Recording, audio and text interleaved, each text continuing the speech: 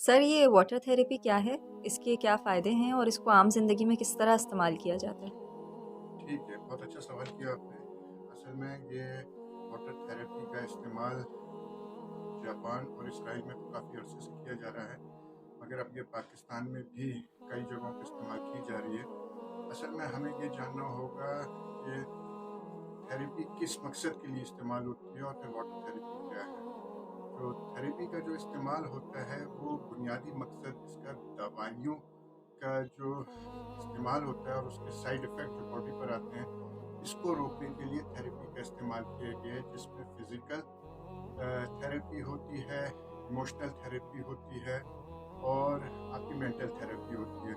अब जहाँ तक पानी का सवाल है, हम जो वाटर थेरेपी की बात कर रहे हैं, पानी अल्लाह की बेशुमार नेमतों में से एक बहुत बड़ी नेमत है और पानी की अहमियत का अंदाज़ा आप दीन इस्लाम में इस तरह लगा सकते हैं कि कुरान पाक में लफ्ज़ पानी का 58 टाइम्स जो है ज़िक्र आया है। इसी तरह कुरान पाक की कई सूरतों में पानी का तज़किरा आया है, जिनमें से एक सूरत सूरह हूद है, जिसमें अल्लाह फरमाता है कि मेरा तख्त पानी पर था। और एक और जगह अल्लाह सूरह अंबिया में फरमाता है कि मैंने हर जानदार को पानी से पैदा किया है। तो अब सोचने की बात यह है कि जिस तख्त को अल्लाह ने मतलब पानी को अपना तख्त बनाया हो और अल्लाह खुद उस जगह पर जब जमा हुआ होगा, तो अल्लाह की तजल्ली और अल्लाह से जो मस्क होने वाली चीज़ होती है उसमें कितनी ताकत और बरकत होगी। तो लिहाजा अब जिस चीज़ को साइंस आज लेकर आ रही है, आज से अब जो है 1400 साल पहले उसकी अफादियत के बारे में बता दिया गया था। पानी की जो वाटर थेरेपी है, इसका मकसद ये है कि आपके जिस्म में जो टॉक्सिन हैं उनको डाइल्यूट करना, आपके स्ट्रेस को ख़त्म करना और आपके डाइजेस्टिव सिस्टम को बहाल रखना होता है। और ये पानी का थेरेपी ऐसी इलाज है, मुजर्रद इलाज है, जो कि मुफ्त में जो है ना आपको इसके कई बेनिफिट्स हासिल हो जाते हैं और दवाई ख़रीद कर जो आप पैसा दवाइयों में सर्व करते हैं, वो पानी के ज़रिए आप जो है उसको फ्री में कर सकते हैं।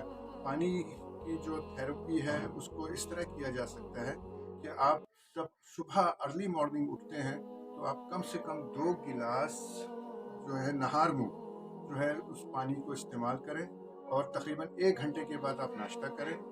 और इसी तरह जब आप नाश्ता कर लें, तो नाश्ता करने के 1 घंटे तक आप फिर पानी का इस्तेमाल ना करें, बल्कि 1 घंटे के बाद फिर आप पानी को इस्तेमाल में लें। सेम इसी तरह आप जब खाना खाते हैं, तो आप खाने में से 1 घंटा पहले 1 गिलास को पानी को पिए और खाने के बाद फिर 1 घंटे के बाद पानी को पीजिए। उसकी वजह ये है कि ज़्यादा पानी जो है वो आप जब खाने को इस्तेमाल करते हैं, तो आपके जिस्म से कुछ जो है वो टॉक्सिन जो पैदा होते हैं, जो कि यानी कि एक उज़ला और जहरीले मादे। जब आप पानी का फ़ौरन इस्तेमाल करते हैं, तो वो फ़ायदा देने के बजाय नुकसान देना शुरू करते हैं। तो पानी को खाने से 1 घंटा पहले और 1 घंटे के बाद आप पानी का इस्तेमाल रखें। और इसी तरह आप जब और बीच में आप पानी को बिल्कुल इस्तेमाल में लेते रहें। तकरीबन 8 औंस या कम से कम जो है 3 से 4 लीटर पानी एक बॉडी की ज़रूरत होती है। तो आप इसको करके देखें, आपको बेपनाह अफ़ादियत मिलेगी। और दूसरा, पानी जो है वो ठंडा ना पीजिए, क्योंकि ठंडा पानी जो है वो हार्ट के लिए, आपकी शरीयानियों के लिए नुकसानदेह है।